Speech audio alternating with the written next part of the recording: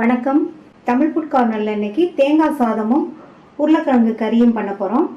இந்த ரெண்டையுமே ரொம்ப ஈஸியாக வேகமாக செஞ்சிடலாம். இந்த தேங்காய் சாதத்துக்கு இந்த உருளைக்கிழங்கு கறி சைட் டிஷ்ஷாக வச்சு சாப்பிட்றதுக்கு ரொம்ப பொருத்தமாக இருக்கும். இப்போ இந்த ரெண்டையும் எப்படி பண்ணுறதுன்னு பார்க்கலாம். இது வரைக்கும் நம்ம சேனலை சப்ஸ்கிரைப் பண்ணாதவங்க சப்ஸ்கிரைப் பண்ணிவிட்டு பக்கத்தில் உள்ள பெல் பட்டனை கிளிக் பண்ணிக்கோங்க. ஃபஸ்ட்டு உருளைக்கிழங்கை வேக வச்சுக்கலாம். 1/4 கிலோ உருளைக்கிழங்கை கழுவி வச்சுருக்கேன். இந்த குக்கரில் சேர்த்துட்டு முங்குற அளவுக்கு தண்ணி சேர்த்துக்கலாம். 3/4 டீஸ்பூன் உப்பு சேர்த்து நல்லா கலந்து விட்டுட்டு மூடி போட்டுடலாம். ஸ்டீம் வந்ததுக்கப்புறமா வெயிட் போட்டு மீடியம் ஃப்ளேமில் 2 விசில் வேக வச்சுக்கலாம். 2 விசில் வந்துருச்சு. கிழங்கு கரெக்டாக வெந்திருக்கு. இதை வெளியில் எடுத்து ஆற வச்சு தோல் விரித்து கட் பண்ணிக்கலாம். தேங்காய் சாதம் பண்ணுறதுக்கு 1/2 கப் பச்சரிசி எடுத்திருக்கேன். இதை குக்கரில் சேர்த்துட்டு 2 தடவை கழுவிட்டு அரிசி எடுத்த கப்லேயே 2 கப் தண்ணி சேர்த்துக்கணும். 1க்கு 2 பங்கு தண்ணி சேர்த்துக்கணும். 1/2 டீஸ்பூன் உப்பு சேர்த்து நல்லா கலந்து விட்டுட்டு மூடி வச்சிடலாம். ஸ்டீம் வந்ததுக்கப்புறமா வெயிட் போட்டு மீடியம் ஃப்ளேமில் 3 விசில் வேக வச்சுக்கலாம். தேங்காய் சாதத்துக்கு பச்சரிசி நல்லா சுவை கொடுக்கும். உங்களுக்கு விருப்பம் இல்லைன்னா நீங்கள் புழுங்கரிசி சேர்த்துக்கோங்க. 3 விசில் வந்து ஸ்டீம் எல்லாம் போயிடுச்சு. சாதம் கரெக்டாக வெந்திருக்கு. இந்த சாதத்தை ஒரு பிளேட்டில் மாற்றி வச்சிடலாம்.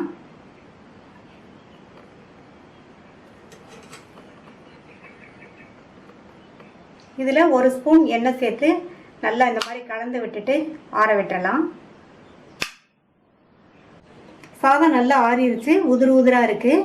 இந்த மாதிரி 1க்கு 2 தண்ணி விட்டு 3 விசில் வேக வச்சு அதில் 1 ஸ்பூன் எண்ணெயும் சேர்த்து கிளறி விட்டு ஆற விட்டால் தான் சாதம் நல்லா உதிர் உதிராக இருக்கும். இந்த மாதிரி உதிர் உதிராக இருந்தால் தான் தேங்காய் சாதத்துக்கு நல்லாயிருக்கும். இந்த பேனில் 2 டீஸ்பூன் தேங்காய் எண்ணெய் சேர்த்துருக்கேன். இந்த தேங்காய் சாதத்துக்கு தேங்காய் எண்ணெய் தான் நல்லாயிருக்கும். நீங்கள் விருப்பப்பட்டால் சேர்த்துக்கங்க, இல்லைன்னா உங்களுக்கு விருப்பப்பட்ட சமையல் எண்ணெயை சேர்த்துக்கங்க. எண்ணெய் சூடாயிடுச்சு. அதில் 1/4 டீஸ்பூன் கடுகு பொரிஞ்சதும் 1 டீஸ்பூன் கடலைப்பருப்பு, 1 டீஸ்பூன் உளுந்தம்பருப்பு. இல்லை உளுந்தும் கடலைப்பருப்பும் அதிகமாக சேர்த்தா தான் சாதம் சாப்பிடும்போது நல்லாயிருக்கும். இந்த பருப்போட கலர் லைட்டாக மாறி வரட்டும். பருப்போட கலர் லைட்டாக மாறிடுச்சு. பருப்பை வந்து கருக விட்டுறக்கூடாது. கருக விட்டோம்னா தேங்காய் சாதத்தோட கலர் மாறிடும். இது கூட 10-12 முந்திரியையும் சேர்த்துக்கலாம். சாப்பிடும்போது நல்லா டேஸ்ட்டாக இருக்கும். முந்திரியும் வறுபட்டுருச்சு. அடுத்து கறிவேப்பிலை, பொடியாக கட் பண்ண பச்சை மிளகாய் 2, ஒரே ஒரு காஞ்ச மிளகாவை 2ஆக கட் பண்ணி சேர்த்துக்கோங்க.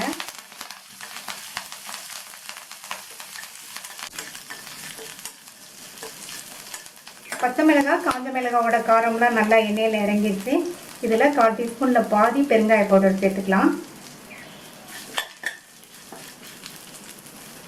1/2 கப் அளவுக்கு துருவின தேங்காயில் ப்ரௌன் பகுதி இருக்கும் இல்லையா, அதையெல்லாம் விட்டுட்டு இந்த மாதிரி ஒயிட்டாக துருவிக்கங்க. அப்போ தான் நல்லாயிருக்கும். அடுத்து உப்பு சேர்க்கணும். சாதம் வேகும்போது உப்பு சேர்த்தோம். இந்த தேங்காய் துருவல், அந்த மிளகாய் பருப்புக்கெல்லாம் தேவையான அளவு உப்பு சேர்த்துக்கோங்க. 1/4 டீஸ்பூன் உப்பு சேர்த்துருக்கேன். சேர்த்துட்டு இதை நல்லா வதக்கி விட்டுக்கணும். தேங்காய் துருவலை வந்து ரொம்ப நேரம் வதக்கக்கூடாது.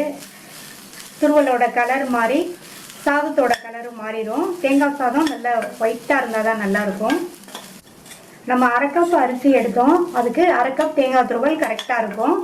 இப்போ ஒரு 30 செகண்ட்ஸ் போல் தேங்காய் சேர்த்ததுக்கப்புறமா வதக்கி விட்டாச்சு. அடுத்து சாதத்தை சேர்த்துடலாம்.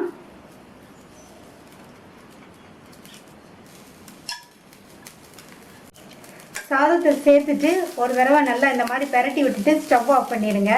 ஸ்டவ் ஆஃப் பண்ணிவிட்டு நல்லா ஒன்று போல் கிளறி விட்டுறணும்.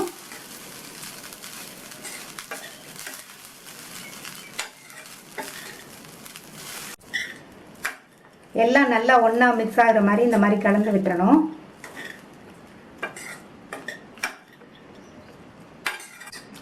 சாதத்தை சேர்த்துட்டு ஒரு பெரட்டி விட்டுட்டு ஸ்டவ் ஆஃப் பண்ணிட்டு தான் கிளறணும். அப்போ தான் நல்லாயிருக்கும். நல்லா ஒன்று போல் கலந்து விட்டாச்சு. இந்த சாதத்துக்கு எண்ணெயும் அதிகமாக தேவைப்படாது. டேஸ்ட்டும் ரொம்ப ரொம்ப நல்லாயிருக்கும். அதே மாதிரி ரொம்ப ஈஸியாக செஞ்சிடலாம். இது லஞ்சுக்கும் சாப்பிட்டுக்கலாம், லஞ்ச் பாக்ஸுக்கும் கொடுத்து விட்டுக்கலாம். சுவையான தேங்காய் சாதம் ரெடி ஆயிடுச்சு. அடுத்து உருளைக்கிழங்கு கறியை ரெடி பண்ணிடலாம். இந்த பேனில் 1 டேபிள் ஸ்பூன் எண்ணெய் சேர்த்துருக்கேன்.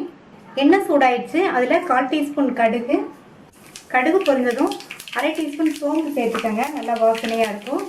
அடுத்து கறிவேப்பிலை சேர்த்துக்கலாம். சோம்பு நல்லா பொரிஞ்சதுக்கப்புறமா சேர்க்கணும். இது கூட கட் பண்ண ஒரு பெரிய வெங்காயத்தை சேர்த்து கூடவே 2 கீர்ன பச்சை மிளகாவையும் சேர்த்துக்கோங்க. இந்த வெங்காயம் கண்ணாடி பதம் வர வரைக்கும் வதக்கிக்கணும். வெங்காயம் வதங்கி கண்ணாடி பதம் வந்துடுச்சு. இது கூட 4 இடித்த பூண்டை சேர்த்துக்கோங்க. இந்த மாதிரி பூண்டை இடித்து சேர்த்தோம்னா நல்லா வாசனையாக இருக்கும். உருளைக்கிழங்கு நம்ம சேர்க்கறதுனால வாய்வுத்தன்மையும் இல்லாமல் இருக்கும். இதை ஒரு 1/2 நிமிஷம் போல் வதக்கி விட்டுக்கலாம். அடுத்து ஒரு மீடியம் சைஸ் தக்காளியை நல்லா பொடியாக கட் பண்ணி சேர்த்துக்கோங்க. இந்த தக்காளியும் நல்லா வதங்கி மசிஞ்சு வரணும்.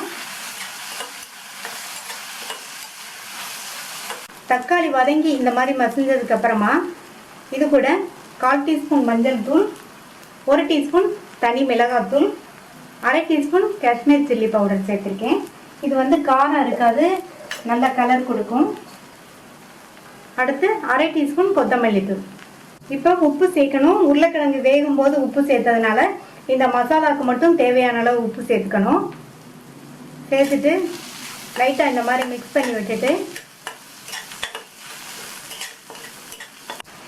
இதில் கொஞ்சமாக தண்ணி சேர்த்துக்கோங்க. 1/4 டம்ளர் மட்டும் தண்ணி சேர்த்தா போதும்.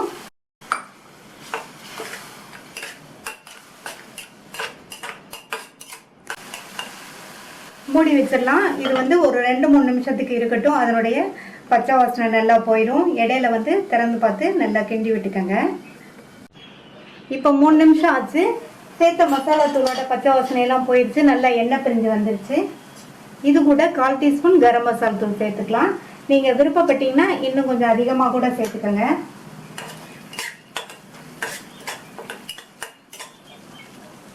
அடுத்து இது கூட கட் பண்ணி வச்ச உருளைக்கிழங்கை சேர்த்துட்டு 2 நிமிஷத்துக்கு நல்லா இந்த மாதிரி கலந்து கொடுத்துட்டே இருக்கணும். அப்போ தான் மசாலாலாம் நல்ல உருளைக்கிழங்குல சேரும்.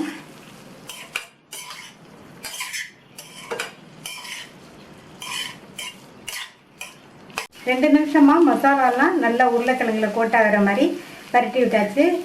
இப்போ ஸ்டவ்வை சிம்மில் வச்சுருங்க. ஒரு 5-6 நிமிஷத்துக்கு இருக்கட்டும். இடையில நல்லா இந்த மாதிரி பரட்டி விட்டுக்கோங்க.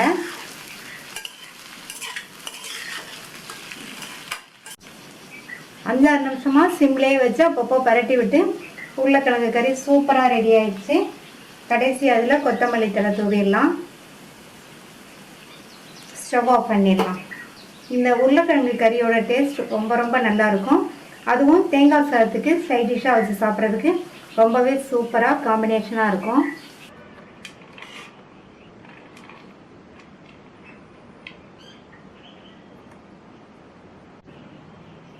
இந்த தேங்காய் சாதத்தையும் உருளைக்கிழங்கு கறியையும் ட்ரை பண்ணி பார்த்துட்டு உங்கள் கமெண்ட்ஸ் சொல்லுங்கள். தேங்க்யூ.